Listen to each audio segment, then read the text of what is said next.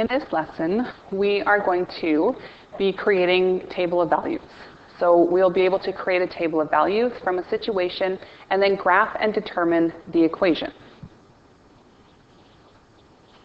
In the first example, a water tank is being filled with water at a rate of 3.5 gallons per minute. So we want to make a table of values that shows the amount of water in the tank each minute from 0 to 5 minutes. And then we're going to draw a graph from our table of values. So we have our X and Y table of values. We have to determine which variable goes into the X column and which goes into the Y column. So we have time for minutes and gallons for the amount of water. So time is always an independent variable which will go in the X column. So we'll put minutes in the first part, and we will put gallons in the Y part of our table. So it specifies that we want 0 to 5 minutes. So we want to include all of those values. Now we have to figure out how many gallons for each minute. So it tells us that a water tank is being filled with water at a rate of 3.5 gallons per minute. So at 0 minutes, the water isn't turned on, so there is still 0 gallons in the tank. After 1 minute, there will be 3.5 gallons in the tank. After 2 minutes, if we add on an extra 3.5 gallons, we will get 7 gallons. So we continue to add on 3.5 for each minute that it goes up. So we'll get 10.5 after 3 minutes, 14 after 4 minutes, and 17.5 after 5 minutes. So now we want to take our table of values and create a graph from this. So our X values are the minutes,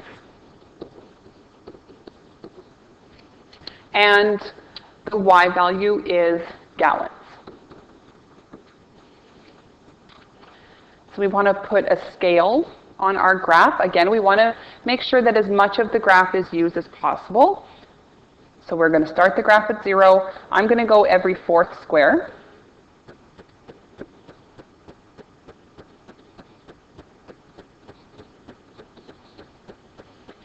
And for our gallons, we need to get up to 17.5. So probably if we went up to 20, that would be good. So I'm going to have every line of the graph represent 1 gallon. So I'm just going to label every fifth one.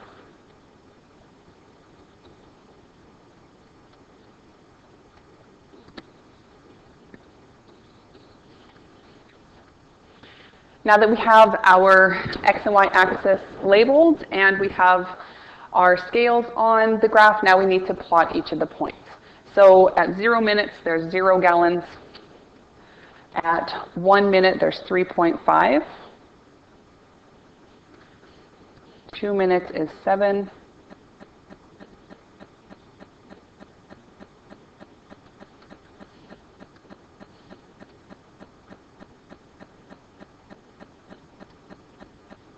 At 4 minutes, there's 14, and at 5 minutes, there is 17.5.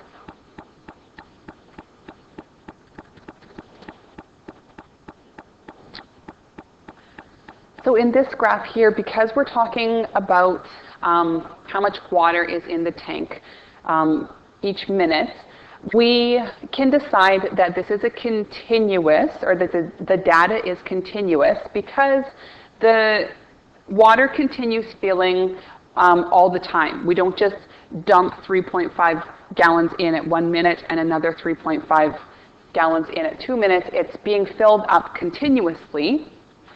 So anywhere between 0 and 1, like 30 seconds or 40 seconds, would also work as well. For the gallons, we can have decimal values for our gallons, like 0.5, or anywhere between 0 and 3.5 will work. So we are going to connect the points on this because it is continuous.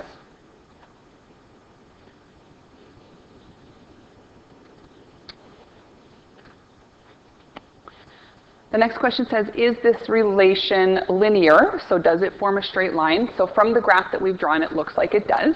And from the table of values, our x values increase consistently, and our y values increase by 3.5 consistently as well. So yes, this is linear. Is it partial or direct? So a direct variation goes directly through the origin, or the point 0, 0. A partial does not go through that point. So because we have the point 0, 0 on our graph, and our graph goes right through our origin, this is a direct variation. Is it increasing or decreasing? So as we read the graph from the left-hand side, working our way to the right, it is going up, so this is an increasing graph. What is the Y-intercept? So the Y-intercept is where the graph crosses the y-axis, and this is at the point 0, 0. So y-intercept is represented by b, so our b value equals 0. What is the slope of the graph?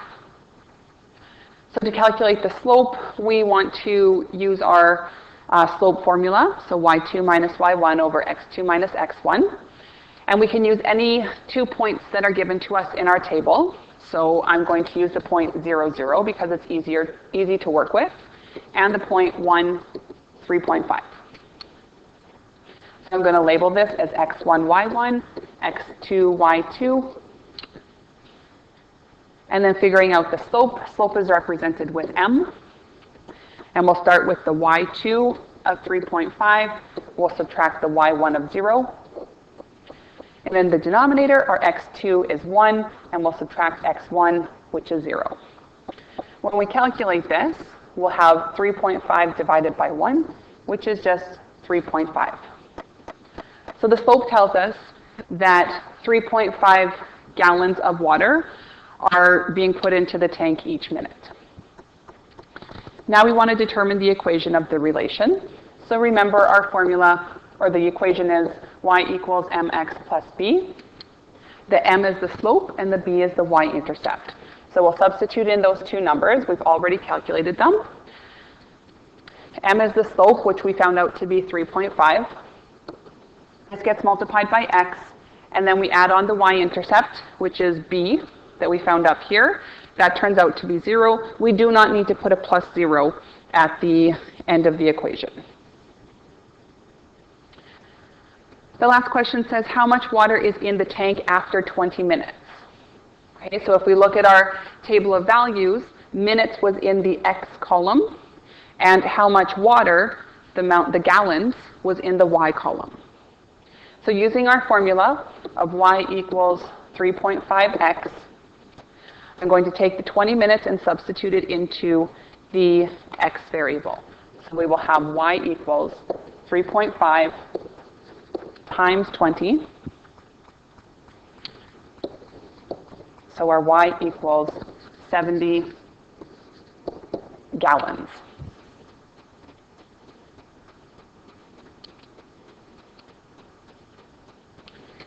In this next example, Josie's car has a full tank of gas, which is 40 liters. She knows that if she travels at a fairly constant speed, her car uses 1 liter for every 9 kilometers driven. So we want to make a table of values that shows the amount of fuel in Josie's car after having driven 0 kilometers, 45 kilometers, 90 kilometers, and 135 kilometers. Once we have the table of values created, then we need to graph our table of values.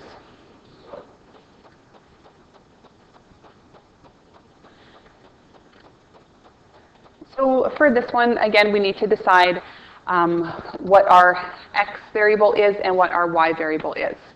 So for the x part, that is going to be the independent variable. So we need to decide if that is the kilometers or the liters of gas. So for the independent variable, we can choose which number we would like to work with. So we can choose how far we drive a car. We don't necessarily get to choose how much gas is left. So the kilometers is going to go in the x column of our table, and we want to work with 0, 45, 90, and 135. For the Y column, this is the dependent variable. So the amount of gas left in the gas tank depends on the number of kilometers that were driven. So the liters of gas is going to go in the Y column, and we need to calculate that. So we know that after she's driven 0 kilometers, so right as she's filled up her car full of gas, we know that she has 40 liters of gas. And we're told that every 9 kilometers she drives, she uses 1 liter of gas. So if she drives 45 kilometers, we can divide this by 9 to show that she has used 5 liters of gas. So if she started with 40 and she's used 5, now she's at 35 liters. If we go to the 90 kilometers and divide that by 9, that will give us 10. So from the beginning, if she started with 40 liters and then she drove 90 kilometers, she used 10 liters of gas, which would give us 30 liters. And if she's driven 135 kilometers, if we divide that by 9, we get to 15. So we start at 40 and take away 15, we will get 25 liters. So now we want to graph this. So the kilometers is going to go on the x-axis. The liters, or the amount of gas, is going to go on the y-axis. And now we need to make a scale. So for the x-axis, we need to go all the way up to 135. So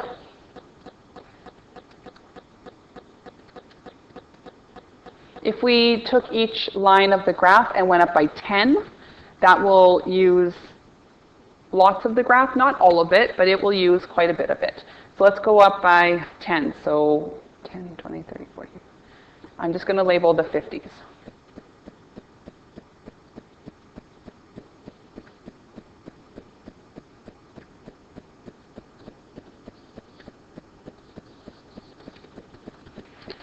And then for the liters, we need to go up to 40 liters. So if I go up by 2 for each line of the graph, that should fit pretty well.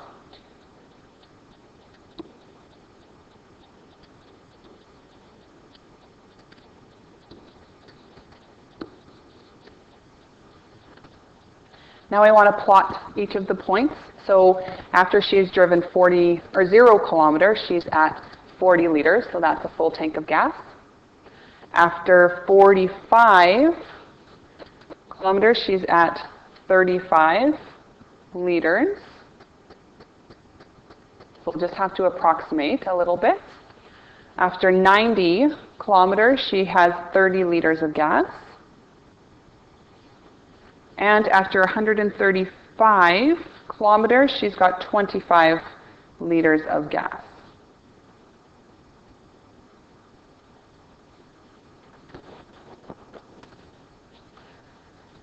Okay, so for this one, we also want to connect the points because it is a continuous function. So for the kilometers, she can drive 5.2 kilometers. For the gas, she can have 30.1 liters left in her tank. So because the decimal values do make sense, we can connect the points.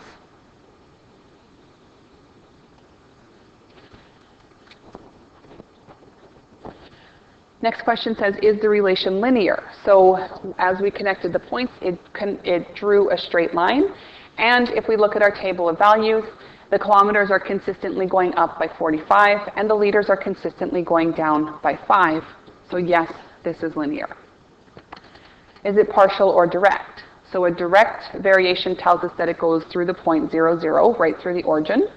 This one does not go through the point 0, 0, so this will be a partial variation. Is our graph increasing or decreasing? So as we start at the left-hand side of the graph and work our way towards the right, it is going down. So this is a decreasing relation. What is the y-intercept? The y-intercept is where it crosses the y-axis or where the x value is 0. So we've got the point 0, 40. So our y-intercept represented by b is 40.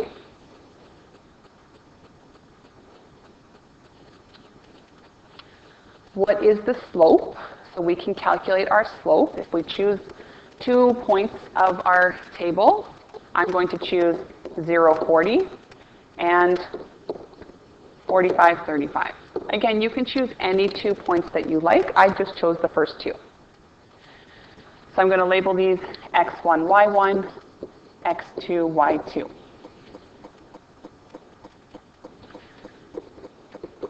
So our slope formula, remember, is y2 minus y1. So we will have 35 minus 40. In the denominator, we have x2 minus x1, which is 45 minus 0. So 35 minus 40 is negative 5. 45 minus 0 is, of course, 45.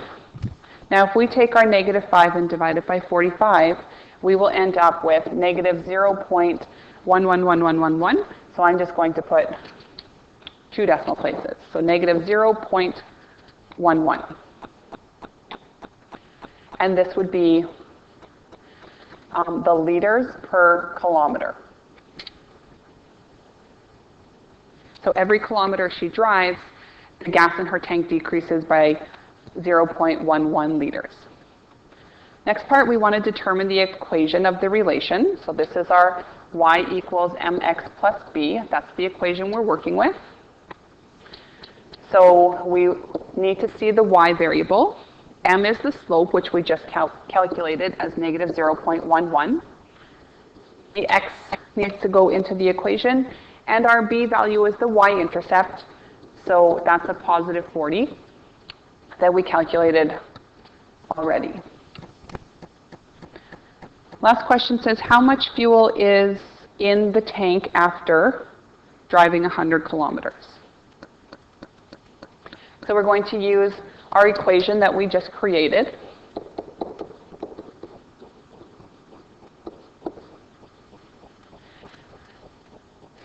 And the kilometers part here, we decided was our x variable, and how much fuel was the y variable. So we're going to substitute in the 100 kilometers into the x variable, and we're going to calculate y. So we'll have negative 0.11 times 100 plus 40. So when we calculate this,